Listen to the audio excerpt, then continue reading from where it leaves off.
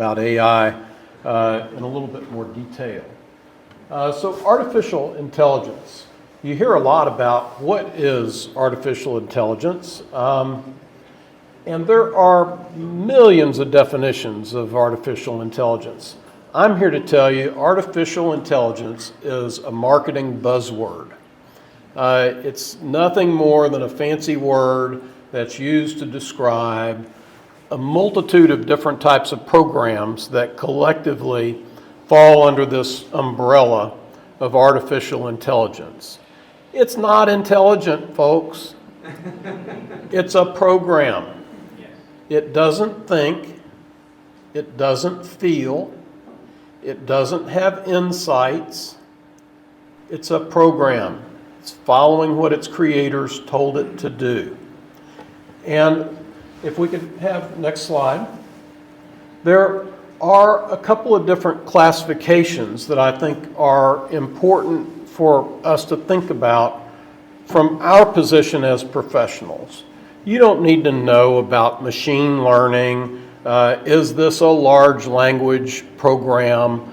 What is it? It doesn't matter. Okay, there are two categories that you should think about. Discriminative AI, and I love that term because it includes the concept of discrimination, which is evil, right? And generative AI. So what's the difference in these two? Most of the AI that we've used to date and that you touch in programs like LexisNexis, Westlaw, any number of things like that, even the facial recognition. How many of you all, when you checked into your flight, looked into a camera and were then passed on? Okay? That's AI. That's facial recognition. And AI is recognizing those faces. Where do you think they got those faces to know it's you? They bought them. Okay? There's a secondary market to buy this data and information, and they're subscribers, and they're tracking us. They know it's our face, and they're letting you through. Discriminative AI is simply a program, and don't get me wrong, it's fantastic. It's a program that's capable of parsing lots and lots and lots of information. And it parses through it, and it looks for patterns. It looks for specific things that it can relate in response to your query, and it compiles an answer for that. So when it's the facial recognition software, it's trying to match the face it now sees in the camera with a face that it knows in its database that's associated with your name. Now, it's amazing to me that it can do all of this stuff. But, you know, there's lots of things out there. You can buy, in the United States at least, a program that when Edith dials me up, of course, let's just pretend she's an American citizen and she lives in Vermont. It's going to tell me that I have a call from Edith in Vermont, and she voted in the last 4 presidential elections, and the primaries show that she's a registered Democrat or a Republican voter, and so on and so forth, before I even answer that telephone call. How's it doing that? It's parsing massive amounts of data. It's connecting different data streams and giving an almost instant answer that then is of value to whoever the people that would subscribe to that would be marketing people, so they need it. But that's discriminative AI. It's not creating anything. It's going through the data that it has access to, and it's giving you the answer, hopefully, that you sought. Sometimes that answer isn't so great. Generative AI. It's a little bit different. Generative AI has all the same mechanical processing that the discriminative AI has in place, but it creates something new from that. So ChatGPT is the famous one, right? You can chat with that, and it will write a document for you. It'll write a letter. It'll write a job description. It can write any number of things that you might ask it to do. That's generative AI. Creates something new. Issues arise when you've got generative AI that's creating portraits. There's generative AI that creates software programs. How's it doing that? It's going through the data that it has access to, and it is creating software programs based on what it's had access to. Well, there's all kinds of problems in that. Next slide, if you would. Before we jump in and go down that rabbit hole, how are we using it? We've talked a little bit about it, but we've got client intake. And by the way, there's a lot of CPAs and accountants in here. I'm assuming you do the same thing as we in the sense of financial services. So you've got certainly client intake.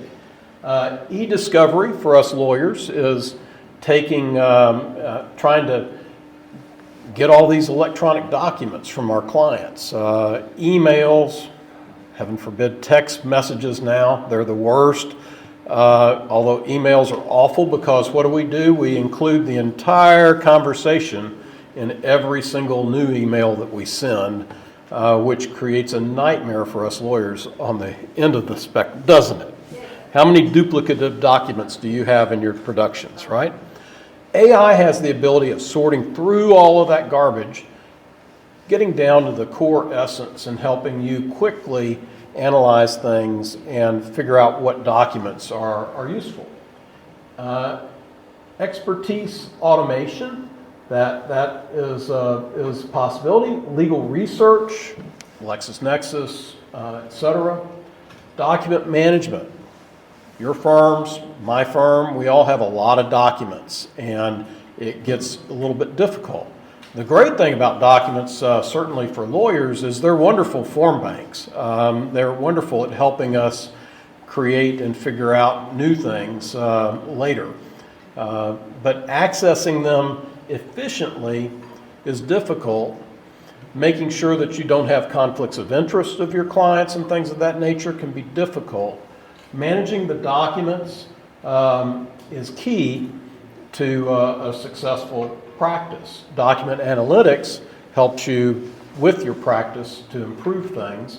It can help you make sure that your new work product is accurate, doesn't have glaring typographical errors in it, doesn't have, heaven forbid, another client's name in it because you missed legacy data. It's never happened, right, Edith? Never. So it can do a lot to help you do your job better. Document generation, this is a new area, at least for lawyers. There's software out there now that is coming down the pike that has the ability to have you give it a command and say, I want to negotiate this document aggressively in the following areas. And the software purports using ChatGPT-4 to be able to go out there, make proposals as to what you might try to negotiate and redline the document so that you can see how that would look in the context of the document. So, if it works, that would be quite a time saver for a counsel and might address some staffing type issues that you encounter. But it's not there yet. It's coming. There's a lot of effort working on issues like that. It could also, for example, take a Tennessee agreement and adapt it to California law. Now whether it can do it cross-border or not, I don't know. I imagine that first generation of these things are going to be limited to jurisdictional bundles. So maybe the EU and the US, where they have multiple states available, would be appropriate targets for them. But I'm not sure exactly where that's going to happen. And then you've got predictive analytics. this is interesting. So a lawyer could if you had an AI program that has access to all of the federal cases that have ever been in the United States since the electronic age. And trust me, they're all online and available. You can look at not just the decisions that have been made that are binding law, but you can go and you can look at each motion that was filed by the parties and the briefs that they filed in support of their motions, how the judge ruled on a given motion, all things that don't create immediate active law, and predict how your client's case is going to progress. And give that client that heads up early on, and it factors into the settlement process because 98% plus of lawsuits settle. Sadly, they don't settle usually until the cost of legal services on both sides rises to a high enough level that the parties are crying for relief, and they, under distress, start negotiating in seriousness with each other, and cases come together. But predictive analysis is possible. We'll see how accurate it is, but if it is, at least to the extent it's more like a Westlaw or a Lexis, and it's giving you outcomes, it could really help manage and predict where your cases are going to go. So next up, top reasons that clients are seeking legal advice. They want to know about compliance, okay, with AI. And one of the big challenges with AI is that AI came along after the vast majority of our laws and our regulations were created. So guess what? When we wrote those laws and we wrote those regulations, we didn't have a clue how AI would upset that apple cart. And upset it has.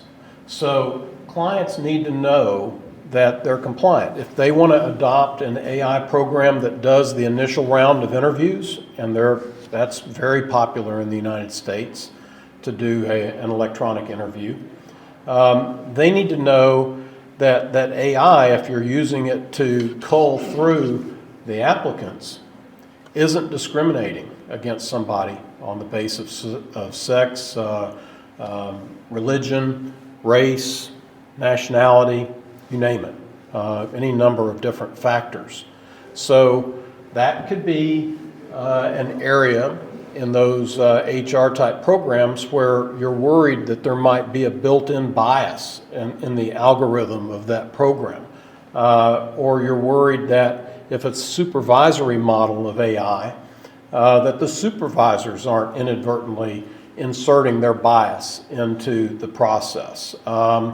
Or it could be a data set bias. The algorithm's fine, but guess what? You gave them data that maybe because of the industry that you're pulling from, or maybe because of the region that you're in, and the particular demographics of that region, it gives you a result that's considered to be discriminatory in some manner.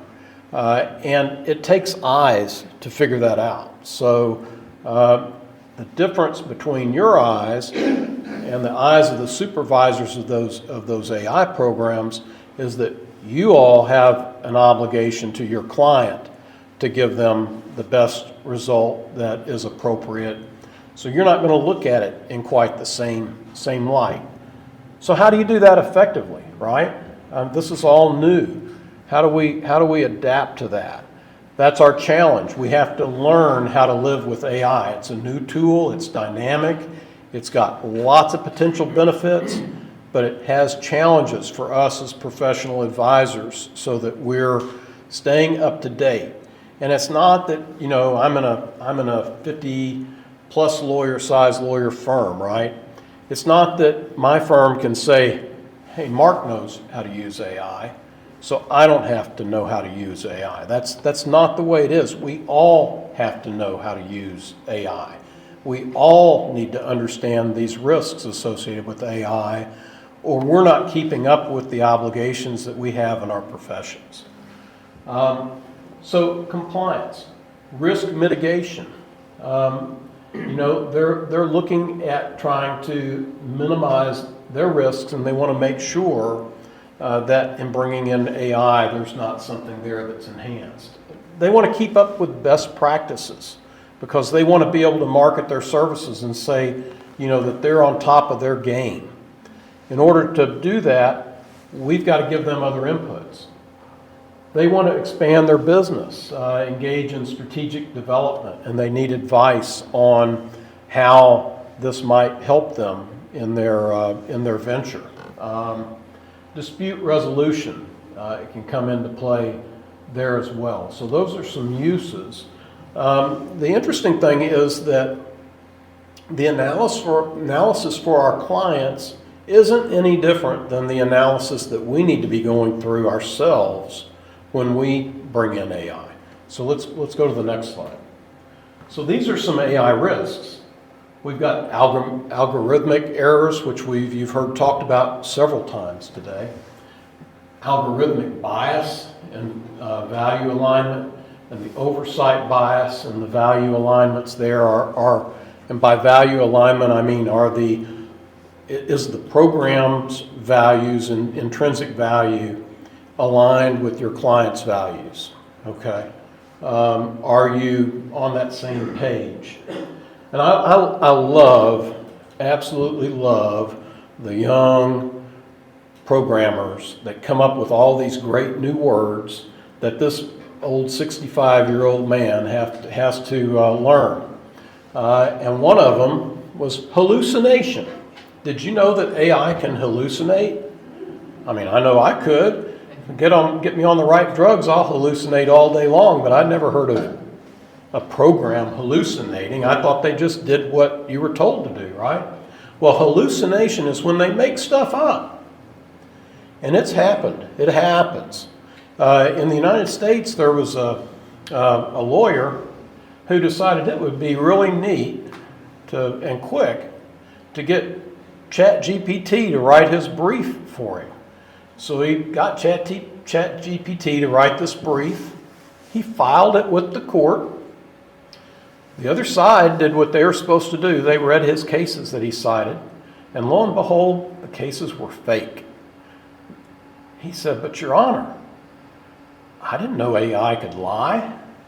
I thought it just gave me facts." So he didn't bother to research his own cases. So he dropped the ball. Terrible lawyer. His job was to read those cases and make sure they applied and to properly present them to the court in the manner that they stood for.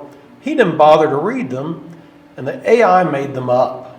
Well, I didn't know AI could lie either until I started reading and found out some of these things. So be aware, it can tell you stuff that is completely and utterly false. So that's why it's important, and why I don't think it's just going to take over for our roles, because there's nobody out there that can tell you when it's lying. Mention of that was made earlier. They're developing AI programs to police the AI programs, and I suppose you have to do that if in order to discern some of this falsity, you've got to have that ability to parse all the same massive amounts of data to get there. But if we can't rely on the main program not to lie, how can we rely on the policeman not to lie? They all have that risk. And it's going to fall on our shoulders to figure out when that's happening. And that's a real challenge. And I'm not telling you I've got the answers to that. That's a real challenge for us. Hallucination. Data misappropriation. Now you're jumping into my world. Data misappropriation happens every day. In the traditional business environment, you own your data, or you're licensing your data from somebody. Forget software.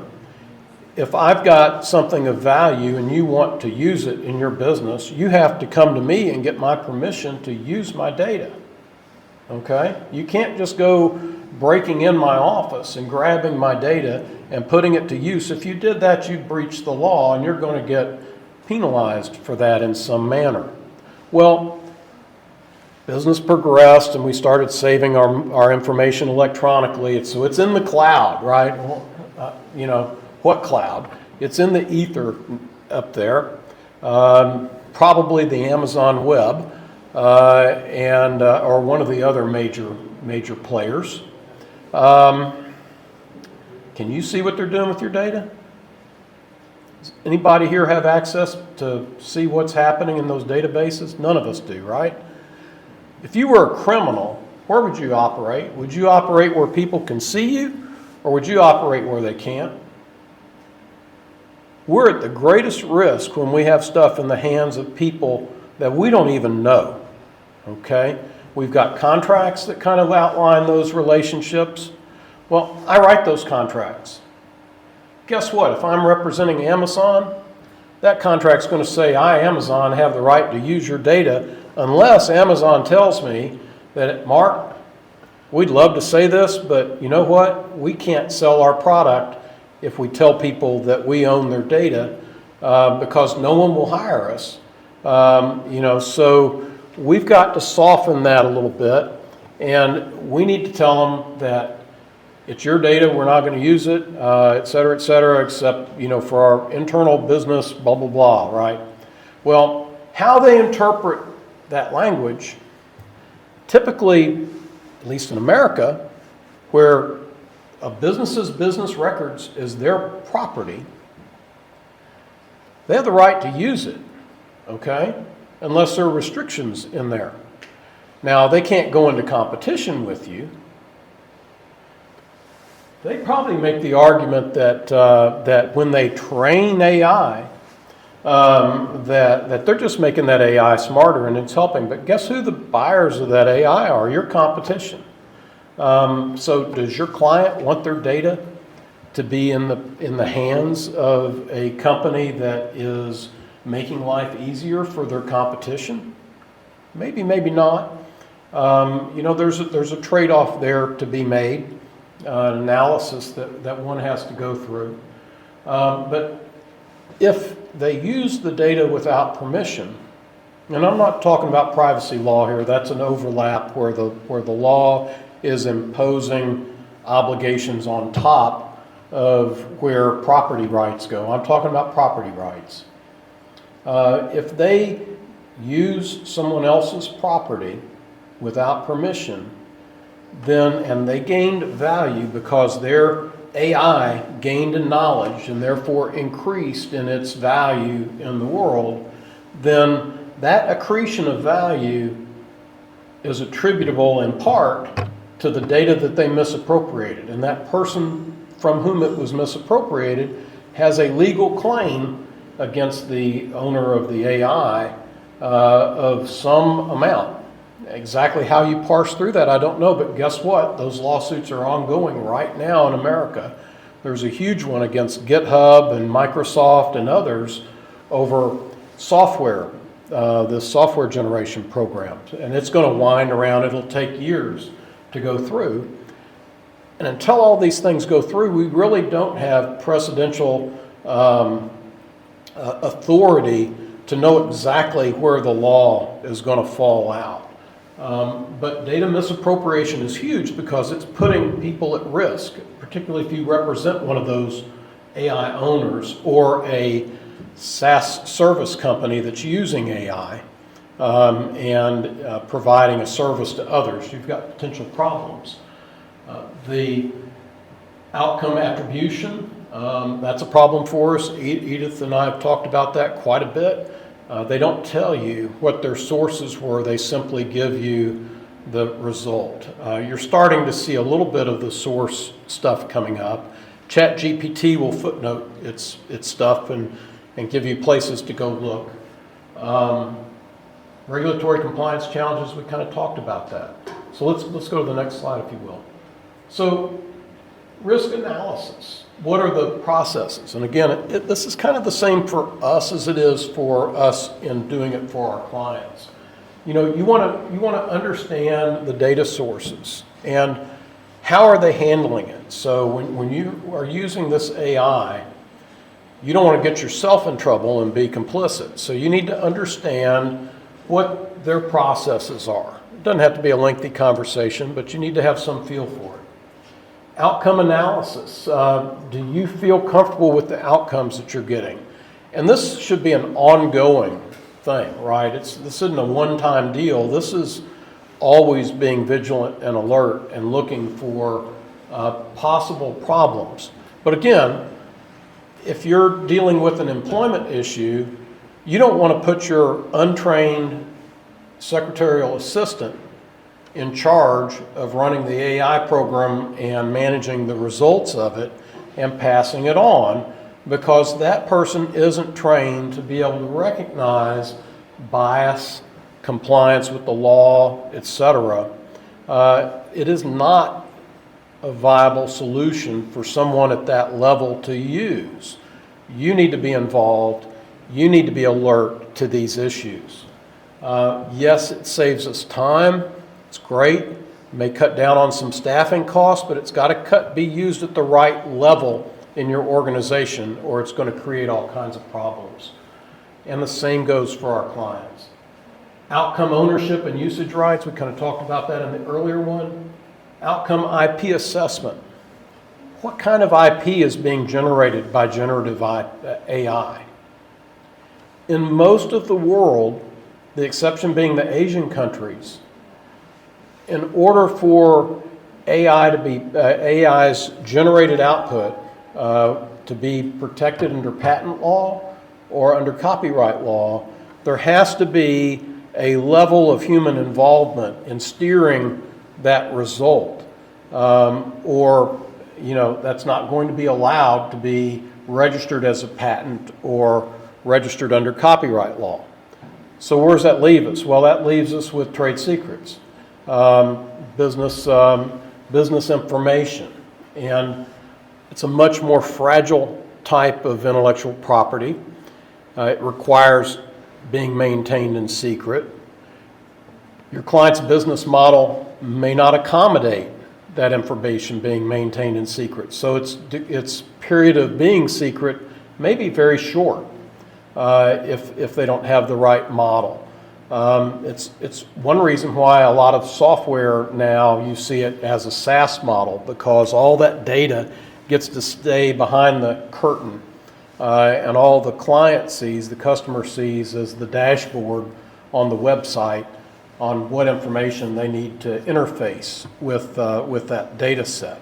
So it's a convenient way to protect that asset. But you need to understand what's going on here, because every piece of intellectual property is a means of protecting the business of your customer. And they're like a Venn diagram, a bunch of concentric circles that overlap, and they create a zone of various types of problems to a competitor that wants to encroach on that space. It's very important for us to be able to identify for the client what that means. It's also important to look at, from a risk assessment standpoint, what are the risks presented by this? Can I go to an insurance company and buy insurance coverages to protect against this risk? Almost all insurance have deductibles. We're used to that, right? So a deductible means that you're going to be self-insured for that portion of that risk, and the carrier covers the rest of it. Well, oftentimes we try to shift that burden of paying for that insurance, shift the burden for an indemnity to the service provider. Very difficult when you're dealing with a Google or an Amazon to say to them as a little bitty company that you're expecting them to indemnify you from everything that flows. It's not going to happen. So you're going to be talking about your insurance carrier and what they're able to cover. And you're probably going to have some residual risk. Your clients are probably going to have residual risks. What is that cost-benefit analysis there? We're not responsible for that for our clients, right? Because we're supposed to be making, well, you accountants do more of this, but we lawyers are supposed to refine, to keep our advice limited to legal advice and not give business advice. That's the realm of the businessman. You accountants in the consulting space are giving advice to your clients to help them with that business decision. And you need to be more focused on this cost benefit. You know, how does it play out? And ultimately, cost benefit analysis on something like this flows through to ensuring that your client is pricing their products or their services high enough to take into account these various new factors that are being layered on there for consideration. If y'all aren't doing that, then your clients aren't going to be in business very long, because they're going to get hit with an unexpected expense and it's going to blow up their model. So it's really important to make sure that this is tracked. It doesn't just stop with us lawyers. It goes on through to you accountants and on with the clients in order to make effective decisions.